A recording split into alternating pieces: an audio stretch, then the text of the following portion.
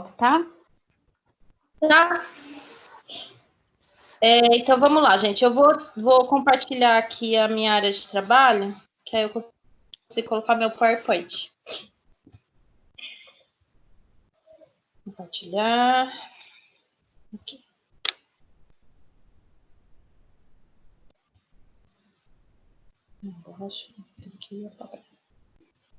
Vocês estão me ouvindo? Sim. Então, assim, gente, obrigada. A gente, então, vai ter esse momento presencial a cada 15 dias. Vamos seguir o cronograma que estava de aula, tá? De quinta eu tenho aula de metodologia com outra turma. Então, na próxima quinta eu vou estar online com a outra turma, e não com vocês. Mas toda semana, lá no AVA, eu vou estar colocando vídeo, tá? Então, as videoaulas estarão semanalmente no AVA, só os momentos online que vão ser a cada 15, tá? E a proposta é a gente explanar um pouco sobre o conteúdo e depois tirar dúvidas de vocês, tá? Então, esses momentos acho que vão ser rápidos, não vão ser muito demorados também não, tá? Depende da demanda aí do momento, né? Na aula passada, no vídeo que eu disponibilizei na aula passada, gente, eu falava da história da literatura infantil juvenil no Brasil. A aula que a gente teve presencial, a gente falava da história da literatura infantil juvenil no mundo, né? Agora, na aula passada, a gente falou do Brasil. A gente fala, então, um pouco de Monteiro Lobato. Não sei se vocês chegaram a ver o vídeo da aula passada, né? Se não viram, não esqueçam de dar uma olhada lá. A gente fala de Monteiro Lobato, fala de outros autores, né? Principalmente aí após a década de 70, eu tenho, que começa o Menino Maluquinho, Cecília Meirelles, Ana Maria Machado, né, que são autores aí importantes na literatura infantil no Brasil. Essa aqui de hoje, que eu disponibilizei hoje, fala de algumas características, conceitos e estrutura da literatura infantil juvenil, tá? E aí, vamos lá, para falar o que é literatura infantil, né, para responder essa pergunta, a gente tem que retomar aí um pouco da história, né? Então, vamos tomar um pouco desse tempo aqui para falar da história. Na primeira aula que a gente teve em sala, a gente falava, eu até levei alguns exemplos de histórias para vocês verem as diferenças, né, das histórias que eram contadas para a criança há muitos anos atrás e as que são contadas agora, né? Então a gente via que lá nos contos de Grimm, por exemplo, eu tinha aquele fundo de sexualidade, moralidade muito forte, violência, né? Muitas das vezes violência explícita. E era uma maneira de mostrar para a criança que tá, né? Isso não pode fazer determinado, né, ação, porque vai te acontecer essa desgraça, né? Gera muito isso. Porque lembram que a criança ela começa a ser considerada, né, como um ser em desenvolvimento e necessita de uma atenção especial, foi a partir, né, final do século XVII para o XVIII. Antes disso, gente, as crianças elas eram adulto em miniatura. Elas frequentavam as escolas junto com adultos, elas estavam presentes aí na vida, no cotidiano das famílias a todo momento, seja em momentos tristes, felizes, né? A todo momento elas estavam juntas.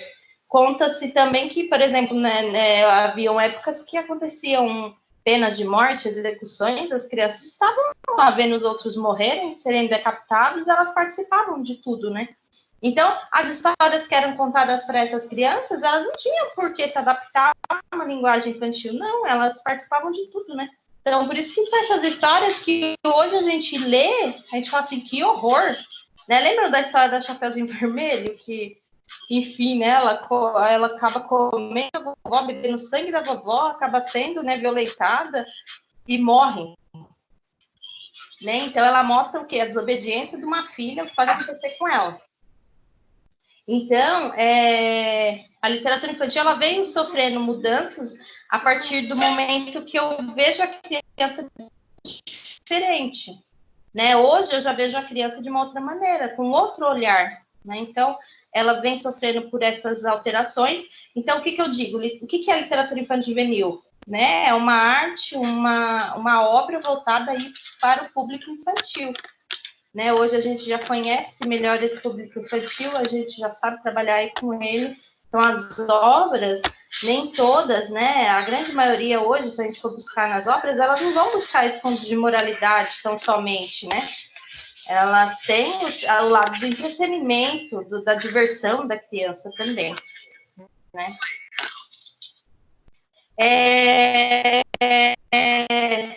Hoje em dia, gente, o autor da material nosso, ele é bastante da manipulação de massa. Quem teve aula comigo, todos vocês já tiveram aula de filosofia, né? A gente fala bastante de manipulação de massa. No semestre passado a gente falava também, né, de manipulação de massa.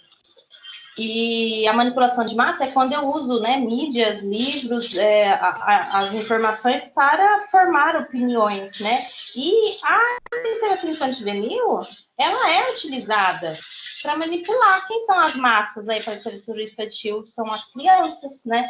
Então, a gente vê muito apelo para esse público, né? As crianças, elas sofrem muito apelo.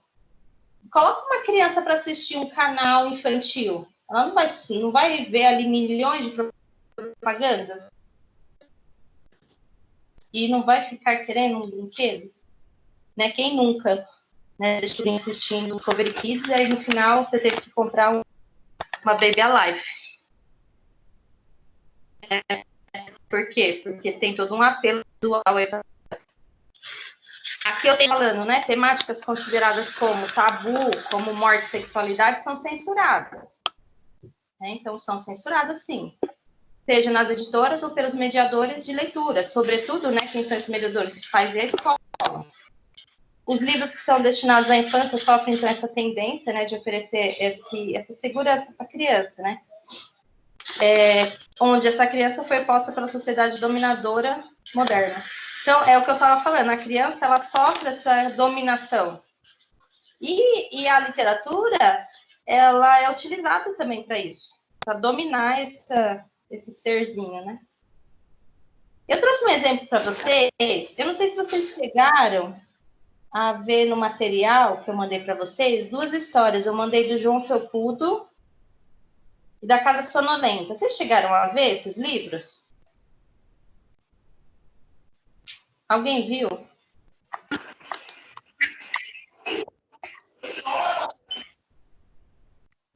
Eu não. Foi? Eu ouvi. Tá. Aliás, eu vi sim. Viu? Eu não cheguei a ver, não. Assim, gente, quem viu ou não, eu disponibilizei lá no AVA e eu coloquei aqui no Teams esse material. Eu não sei como vocês conseguem ver, mas dá para vocês verem aí pelo próprio Teams. Eu coloquei lá. Lá não, aqui, né? João Felpudo, então, pessoal. Mamãe, você vai começar a história? Vamos, daqui a pouco já. Ah, então.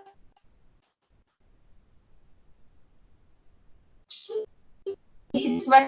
Oi. Ah, tá bom. Não, você sabe a história. Gente, então, eu trouxe essa história do João Felpudo. Ele é uma história, né, lá da Alemanha, 1858. Ela foi um marco por conta da ilustração, tá? Então, quando eu falo na história do João Felpudo, eu vou lembrar que ela foi uma das primeiras obras que teve uma ilustração muito forte e que ela integrava muito bem o texto, né, o que estava no verbal, o não verbal, essa ilustração, ela mostrava explicitamente o que dizia o texto. Né? Então, foi uma das primeiras, então, né, histórias com uma boa ilustração aí, né, conversando muito bem com o texto, tá? Ele foi lançado no Brasil em 1942, foi bem difundido aqui no Brasil nessa época, foi bastante lido, bastante utilizado, né? Hoje, né, essa obra foi reeditada, né, há poucos anos, manteve todo o seu conteúdo original, né? Então, ela não é para criança de hoje, essa obra. 1942, sim. Mas hoje, né, vamos ler essa história para as nossas crianças, vai causar um pouco de espanto, né? Então, deixa eu ver se eu consigo mostrar para vocês o arquivo. Isso é da casa. Ô, professora, Esse aqui. Pode falar. ele lembra um pouco os irmãos Green, os irmãos Green, não é?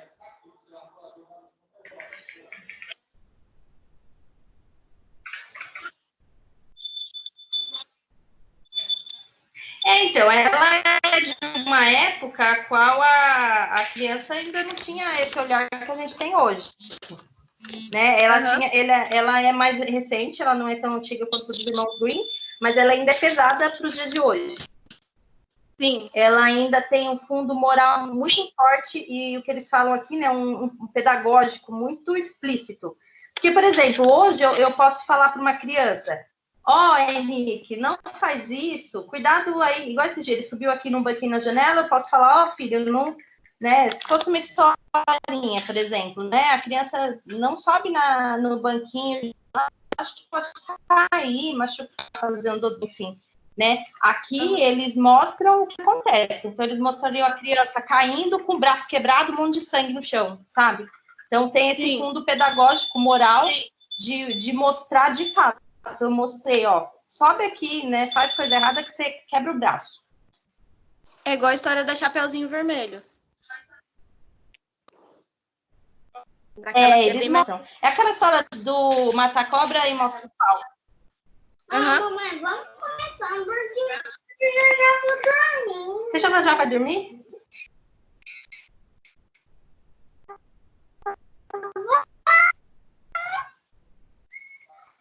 Ô, filha.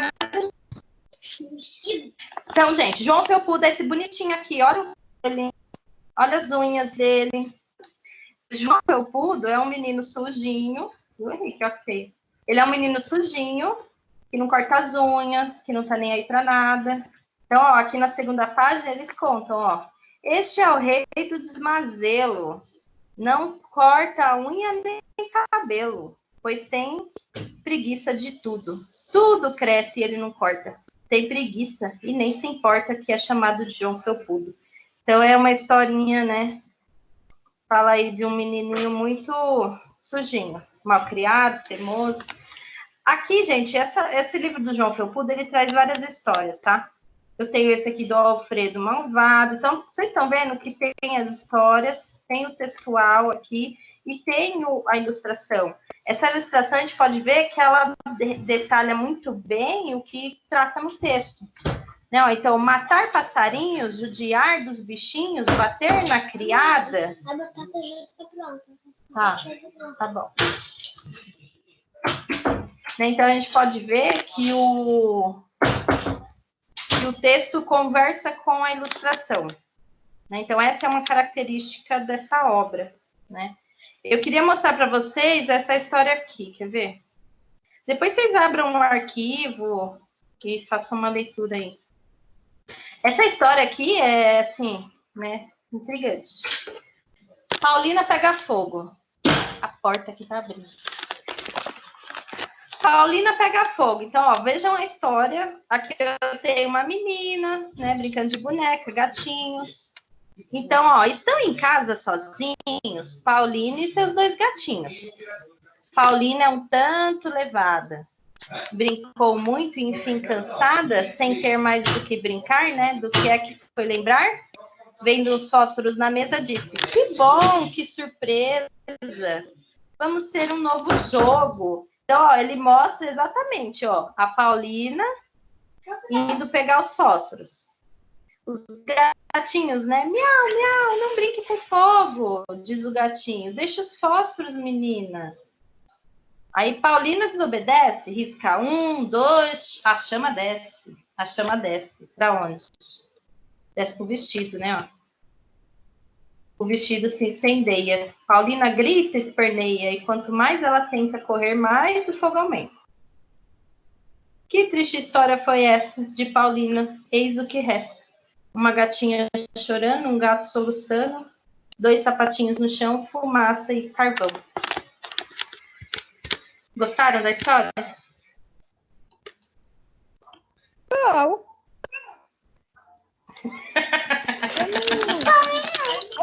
Você não gostou? característica, tá? Claro que não, né? Coitada da menina, né, filho? Não pode ler isso para... Não pode ler isso para criança, gente. Então, gente, essa é uma... É, porque Não, ele é muito explícito. É. Mas tadinho.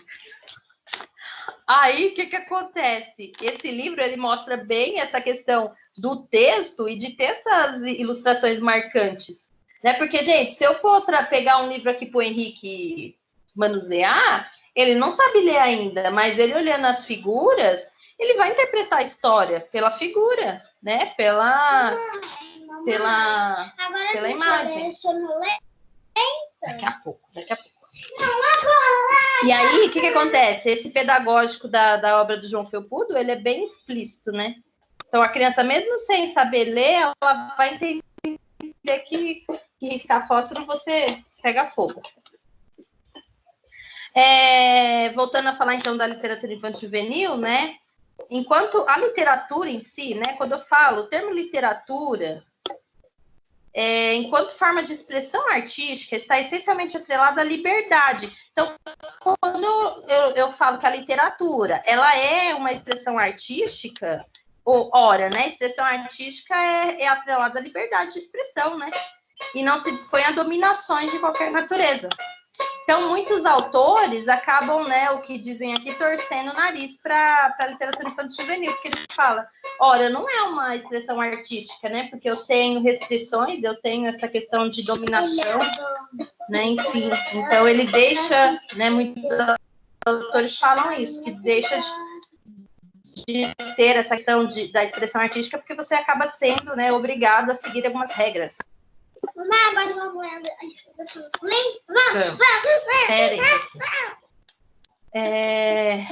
Porque, né, segue uma ordem, seja ela pedagógica, essa ordem seja pedagógica ou moralizante, né, e não a arte. Tá? Gente, se vocês quiserem falar, vocês me interrompem. Tá?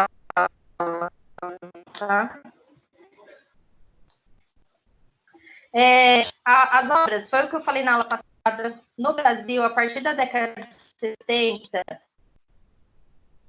eu começo a ter obras de melhor qualidade, melhor quantidade no Brasil, tá? Começou a se expandir no país, e também da questão da prática escolar, né, dos materiais pedagógicos mesmo. E aí foi o que diz, né, aumenta gradativa e quantitativamente, né, isso seja em quantidade e qualidade. Então, dos anos da década de 70 para cá, os livros têm, né, aumentado tanto em quantidade de livros, de autores, de obras, né, mas também em qualidade. Conquistando aí cada vez mais leitores, tá? De diversas faixas etárias. A gente, se for numa livraria, a gente encontra livros para bebê, para qualquer faixa etária. A gente encontra livro.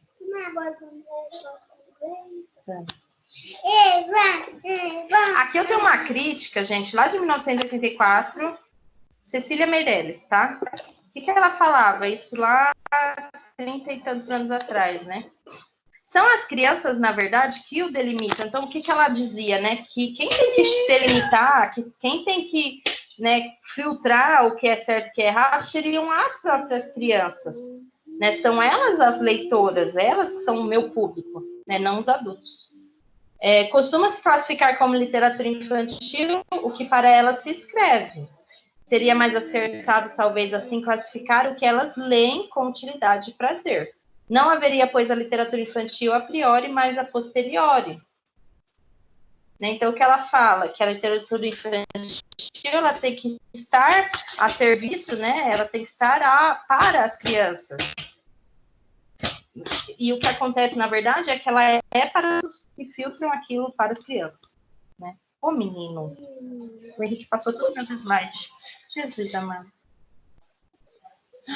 Aqui.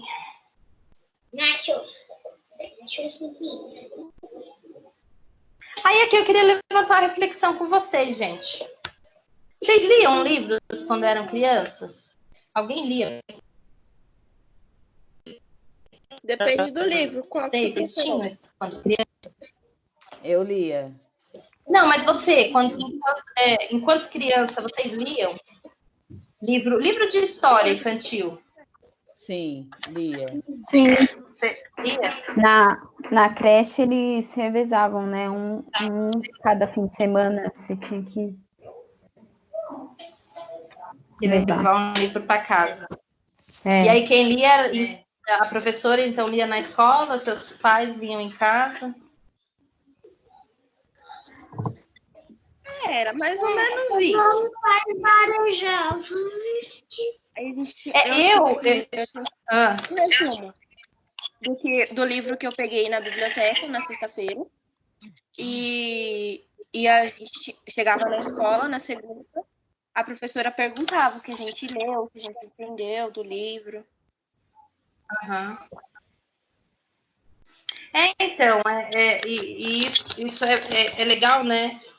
Mas eu, por exemplo, eu não tive muito contato com leitura na minha infância. A minha mãe nunca trabalhou, ela incentivava bastante os estudos, mas a leitura em si não havia muito estímulo. Eu nunca fui. Eu não tive. Eu, por exemplo, se eu ia falar.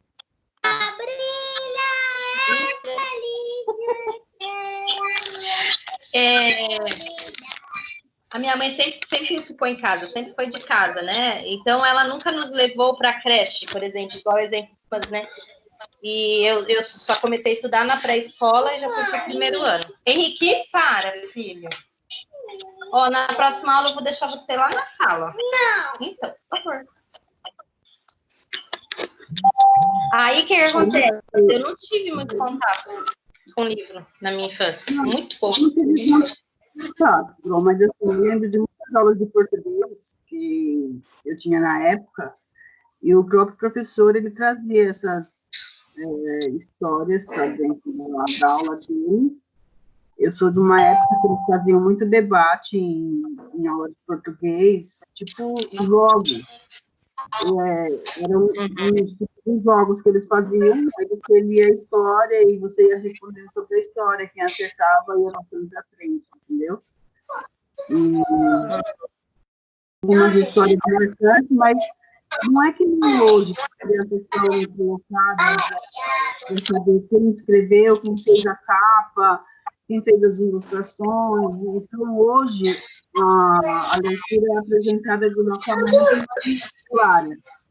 Eu lembro de histórias que eu vi quando eu era pequena, uma história que deram para mim, que marcou muito, mas não sei o autor, não sei mais o título, sabe? Só ficou assim o conteúdo da história que foi guardado.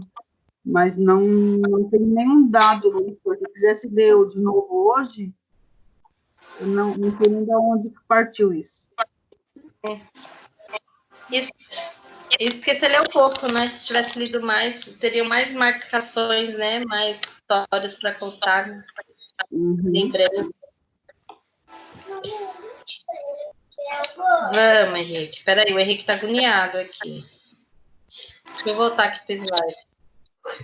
Eu quero a história da cabeça, não lembro. Nós já vamos ver, filho. Não, eu não sei. E quando você estava nesse negócio, você disse que já ia, você não... Aí, pessoal, a gente entra num assunto que eu estava já começando a falar sobre as ilustrações, né? Então, entre palavra e imagem, existem relações, tá? E isso é de extrema importância para que aconteça aí, para que se tenha uma obra de qualidade. Então, a ilustração no livro infantil é muitas das vezes entendida como uma facilitadora da leitura, tá? Ela sim, né? Ela não só é facilitadora, ela tem todo o brilho, todo, né, a importância, mas ela é entendida muitas vezes como só facilitadora, e não é só isso, né? É uma arte. Assim como é um bom texto, é uma boa ilustração, né? E aí, como sendo entendida como somente uma facilitadora de leitura, muitos artistas, né, que fazem esses desenhos acabam não tendo o mérito que o autor do texto teve, né? Ela é uma facilitadora de leitura porque, né? Se um leitor iniciante, uma criança não alfabetizada, tendo acesso a esse livro, uma boa imagem já vai contar a história para essa criança. Ela já vai conseguir, né, imaginar e saber um pouquinho daquela história. E aí o que acontece? Por essas ilustrações serem consideradas muitas vezes meros acessórios, né? Ó, é comum, então, né, comum que elas não tivessem muito a importância, né? Não recebesse crédito. Quem recebia crédito era só o autor do texto, não o autor também da imagem. E aí, falando de relação, tá, gente? Entre imagem e texto, eu tenho 4 tipos de relações, né? Então, entendemos aí por relações semânticas o que o texto, a imagem contribui, né, para a construção de significado. Eu tenho um exemplo de dominância, né? Uma relação de dominância, quando o texto ou a imagem fazem esse domínio, ele se sobressai, ou aquele texto é extremamente bom, com uma imagem mais ou menos, ou é uma imagem boa e pobre. O que foi, Henrique? Espera. Eu tenho a redundância, quando a informação da imagem do texto remete à mesma mensagem, né? Há uma redundância, é a mesma coisa, o que está exatamente escrito é o que está desenhado. Eu tenho a complementariedade, imagem e texto compartilham em reciprocidade a importância na construção da mensagem, né? Então, a segunda eu tenho uma redundância, está repetitivo, e o terceiro, um complementa o outro, né? Peraí, gente. Vou sair de perto do Henrique. Eu tenho discrepância. Na discrepância é quando ou o texto ou a imagem, né? Quer dizer, não. Texto e imagem não se comunicam, né? É contraditório. Quando há uma contradição, uma discrepância. O texto está falando uma coisa, a imagem fala outra. Né? Então, são características aí possíveis. Eu tenho um exemplo de discrepância, tá? Essa é uma obra de um pintor, né? 1929, essa obra. Essa obra, ela é um exemplo aí de discrepância entre o escrito e a imagem, né? Então, a imagem mostra um cachimbo, né? Então, eu tenho aqui um cachimbo, ó. E o texto diz que isso não é um cachimbo.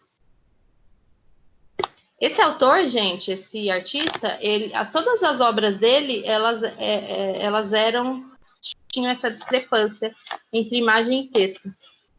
E aí eu coloquei uma pergunta aqui, né? Ó, reflita com seus colegas, qual poderia ser a intenção desse autor para provocar, né, esse estranhamento dessa imagem?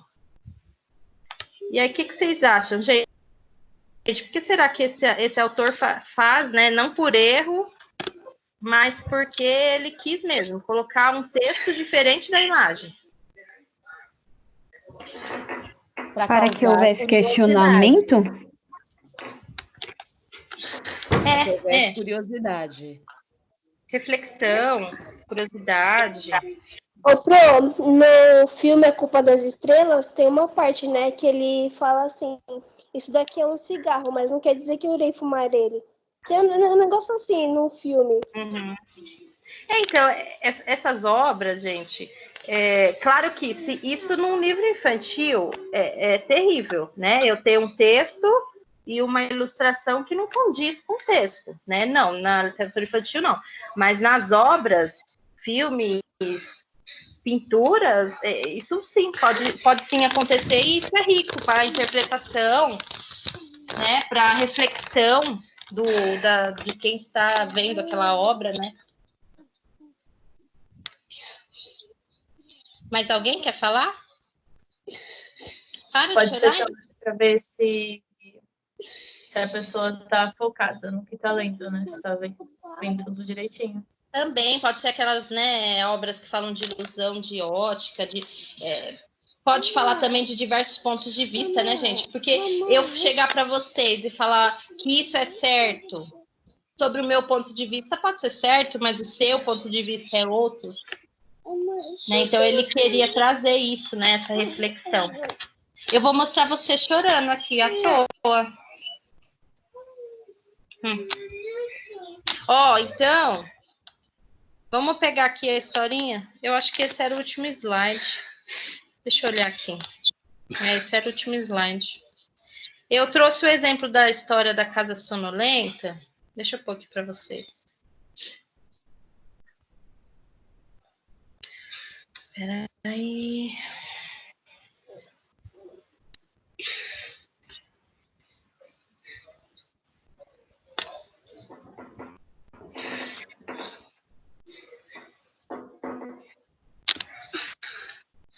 Alguém conhece essa obra? Nunca ouviu falar, professora. Não. Ela é maravilhosa. Eu mandei. Ela é linda. Eu já vi mandei na sala de aula. Bem legal. Ela é linda. As crianças adoram. Por quê? Por que eu trouxe essa obra, gente? A ilustração dela é, assim, maravilhosa. Ela se sobressai muito ao texto. O texto sem essa ilustração não é nada. Né? É um texto, não vou dizer que é um texto pobre, não, mas o ilustrador fez um trabalho excelente nesse livro. Vamos contar a história, então, né? Era uma vez uma casa sonolenta, onde todos viviam dormindo. O que essa imagem, né, nos traz de sentimento? O que vocês conseguem sentir vendo essa imagem? A pulga tá aqui fora, né? Tem uma pulga aqui, ó. Oi? Lugar de paz, sossego? Chuva, né? Frios, né? Tarde, tranquilidade. Então, assim, já começa contando que era uma casa sonolenta, onde todo mundo estava dormindo. Onde todo mundo vivia dormindo. Vivia dormindo, né?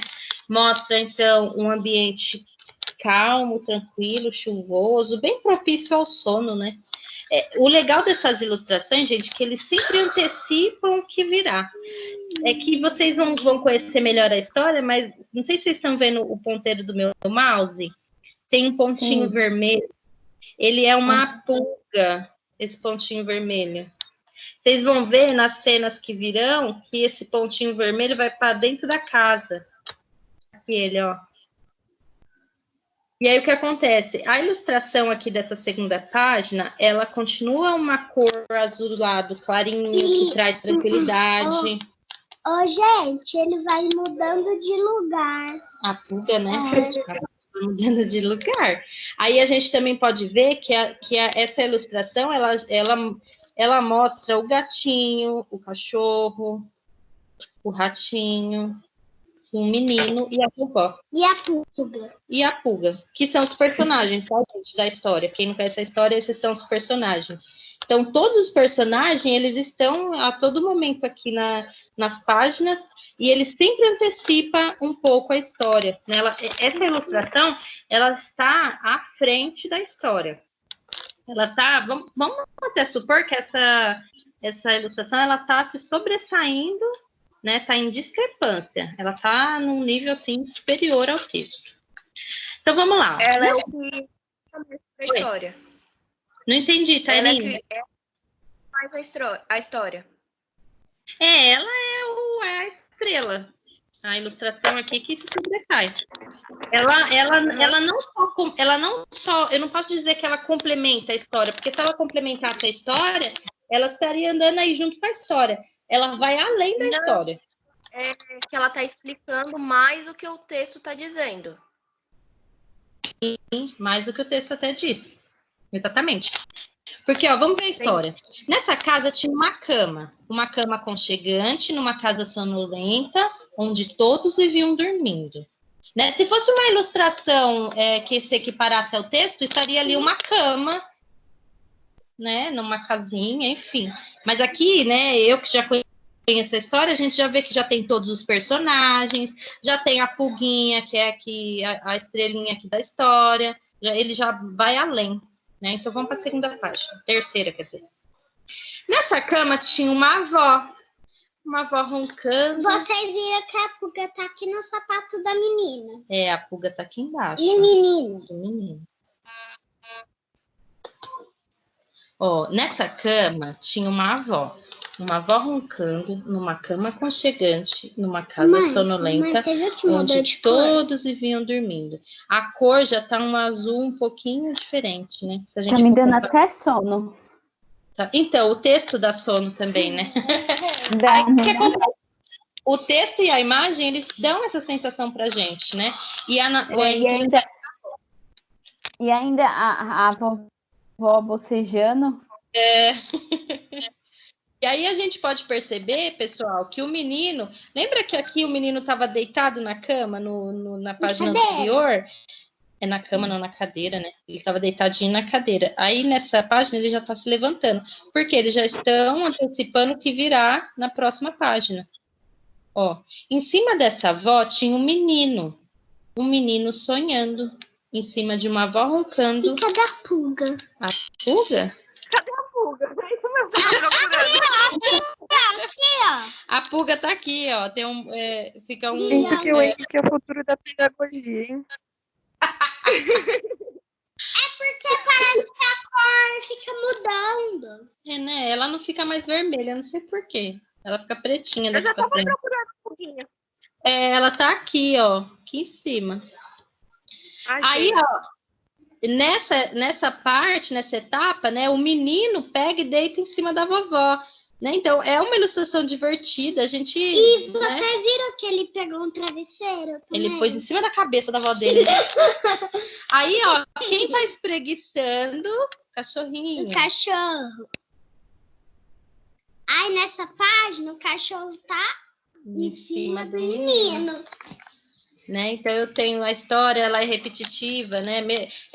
Tanto que esse texto ele é muito bom também, ele é repetitivo para trazer essa repetição, esse soninho, essa calma, e né? Vocês viram que o Antes da horinha do sono, pronto. Eu conto esse na hora do Henrique dormir. Aí acaba a história. Vocês viram que o gato já tá se preguiçando? O gato tá Eu acho que é perigoso a professora dormir primeiro do que o Henrique. Também tem essa. Aqui nessa cena eu tô caçando a pulga. Eu não sei se é esse ponto aqui. Eu tô procurando ela. Sumiu. Eu não sei se é esse. Esse daqui, porque ele tá mais clarinho, você viu? Ó? Será? Acho que ele tá na jarra, hein? Na jarra? Vamos mudar. Depois a gente acha a pulga. Aí, ó, o gatinho tava espreguiçando na outra, o gatinho veio para cá. A gente pode perceber que as cores elas estão ficando um pouco mais vibrantes, tá? Eu tenho o ratinho aqui, ó, a pulga eu sei que tá aqui. Vai para baixo. Agora, o rato já deitou em cima do gato, né? Então, continua toda essa história que o rato, né, dormitando, o gato ressonando, a pulguinha já tá aqui a postas. Para entrar em cena. Tá onde a pulga, Pro? Tá em cima da jarra. Aqui, ó. Em cima da jarra. Esse rato é folgado. E o rato tá aqui, ó, dormindo em cima do gato. No rabo. Quase no rabo. No bumbum. A cama vai quebrar. A cama vai quebrar, com certeza. Aí, ó, em cima desse rato... Ela não vai quebrar. Não vai, né? Não conta. Não vai. Aí, ó, em cima desse rato tinha uma pulga. Não vai, tá, não vai. Aí eles colocam, será possível uma pulga acordada? Vejam, pessoal, que já tá mais... um pouco mais forte da ilustração, né? E a pulga tá aqui, ó, em cima do rato. Tá com uma cor dizendo que o dia já vai amanhecer. Já vai amanhecer, A chuva não está tão forte. Você pode ver que nas primeiras imagens a chuva é bem forte. Aí, ó, uma pulga acordada que picou o rato. Vocês estão vendo que a cor também já está mais clara, já está amanhecendo, a chuva está passando. Aqui eu já mostro a pulguinha e o rato que levou uma picada. Que assustou o gato. Então, continua todo mundo aqui na cena, só que tá todo mundo acordando. Então, as cores estão ficando mais fortes, né? Não, mas ninguém acorda, todo mundo fica dormindo. Fica nada, já estão todo mundo acordando. Ó, arranhou o cachorro, ó o cachorro. Eu acho que tá engraçadinho esse cachorro. Ó, estão vendo que tá saindo o azul da imagem, tá entrando o amarelo? Vocês vão ver que vai vir muito mais amarelo. E vocês estão vendo que o rato já tá aqui, ó. É, o ratinho tá aqui. Né, que caiu sobre o menino, ó. O cachorro caiu em cima do menino. Acordou o menino. Que deu um susto na vovó. Que quebrou a cama. A cama quebrou. Falei que ia quebrar essa cama. Então, gente, Meu Deus, olha, a cama não é uma parte, não.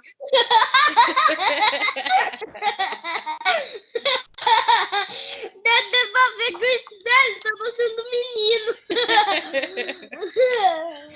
Então, assim, a imagem aqui, vocês vejam que tem a parede passa a ser até amarela, né? Porque raiou o sol, a gente vê na janela que tá de dia. Então, assim, a história não conta que o dia amanheceu, que já estava mesmo na hora de acordar, e a ilustração nos conta isso. Né? Ela também conta a história. Numa casa sonolenta, onde ninguém mais estava dormindo. Né? Então, amanheceu o dia. A gente vai contar outra? Não, vou ficar só com essa. Por quê? Deixa eu fechar aqui. Você quer contar outra história? Quero. O Henrique é o contador de histórias. Gente, e aí encerra o assunto de hoje, né? A gente encerra falando da importância, então, da ilustração e da relação que existe entre imagem e texto, né? Tudo bem, pessoal? Sim. Tudo bem, professor. O Henrique pediu para perguntar se vocês gostaram da história. Fala para ele que eu gostei da história. Muito divertido. Gostei, Henrique.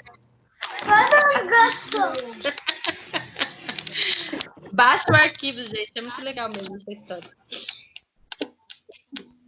Tem dúvida? Querem perguntar alguma coisa? Vocês estão precisando de ajuda? Como está?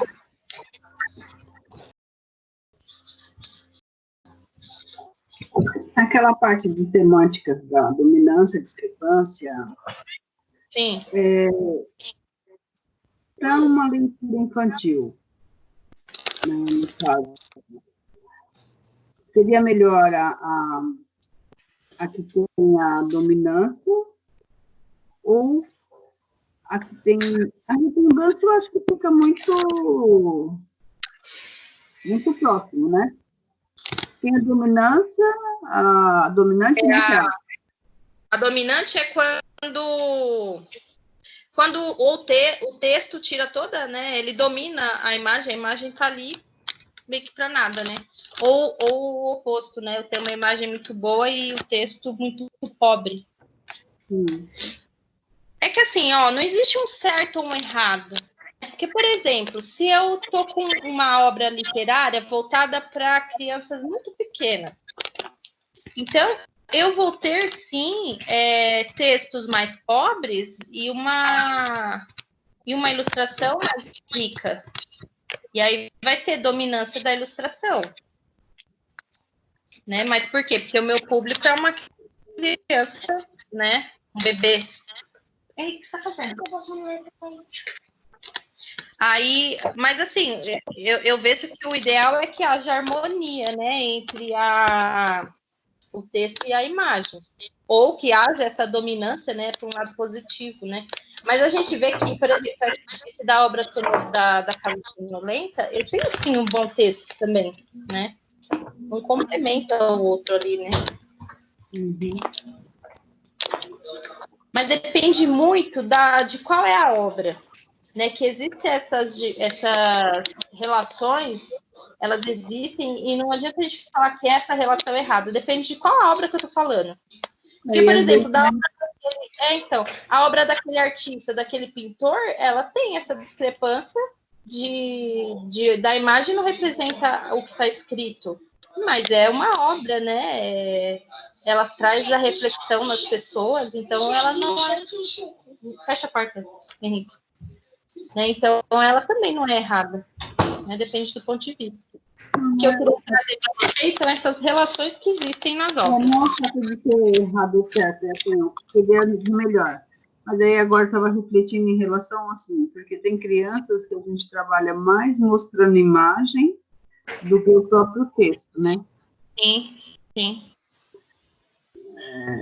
A parte de inclusão que a gente mexe com as então, de inclusão, eles são muito de imagens. Não adianta você querer contar a história, porque eles não param para ouvir. Então, na verdade, quem faz a história é você. Então, pode ter texto, mas você não trabalha o texto, você trabalha a história. Olha, ele subiu na árvore, ele está caindo. Então, quer dizer, não, o texto está lá, mas você não pode nem utilizar. Eles vão se prender mais à imagem só. E aí, assim, existem N obras, né? Diversas obras. Eu acho que cabe esse olhar crítico do educador, né? Por isso que é a importância da gente conhecer, né? Vocês, durante o curso, vocês não têm disciplinas que vão falar sobre as diversas, né, deficiências né, das crianças, suas especificidades, vão conhecer obras literárias e saber qual se encaixa aí na realidade da criança. Ou é o caso que você, Lenice, está falando, né? Às vezes eu não tenho uma obra que é rica em imagens e, né, para mim usar ela com essa criança, então eu, educador, vou fazer uma adaptação, vou me adaptar. Tá bom. Foi. O Éder tá dando aula aqui, e aí quando abre a porta, fica fazendo barulho. Mas é isso, gente. Mais algumas dúvidas? Pode falando, viu? A ideia mesmo é a gente ficar aqui disponível. Acho que não tem mais nenhuma dúvida. Mais nenhuma dúvida, Henrique?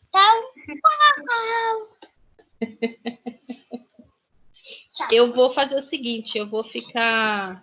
A proposta aí da professora Emily é a gente ficar online até umas 9h30, né? E mas vocês não precisam ficar aqui logada até as 9h30. No momento que vocês acharem, não tenho mais dúvida, né? Vocês podem desligar também, né? O que eu tinha para falar para vocês hoje era isso mesmo, né? Agora eu vou ver se mais alguém aparecendo, aí a gente conversa. Já. Então, agora não na outra semana, na outra, né? Sim. Deixa eu ver aqui no calendário que dia que vai dar. Mas na semana que vem eu posto material, tá? Semana que vem eu posto um vídeo com o próximo tema, mas aí a gente não vai ter esse canal ao vivo, porque eu vou estar com a turma de metodologia. Vai ser dia 9. Então, dia 9. Você posta o material e dia 9 a gente entra online, é isso? Dia 2 eu posto material, dia 9 eu posto material também e aula online. Eu vou ter que postar toda semana aula. Toda semana eu vou pôr uma aula no YouTube. Agora já. A Emily falou de uma atividade que a gente ia ter que fazer em grupo. Então, a sua a gente já fez ou vai ter que fazer também? Eu fiz uma atividade com vocês em sala, mas deixa eu ver aqui. Se não me engano, eu lancei 500 pontos por ela, então eu vou ter que dar mais um. Deixa eu tentar entrar no meu aba aqui. Mas isso você não precisa responder agora, Lu. Você pode mandar no nosso grupo ou deixar postado lá. A ideia, gente, é tentar se aproximar mais de vocês, tentar ajudá-los, porque eu sei que não é fácil para vocês ficar só online, né? Então, a ideia é a gente usar essas ferramentas que a gente tem para tentar ajudá-las. Agora você vai desligar?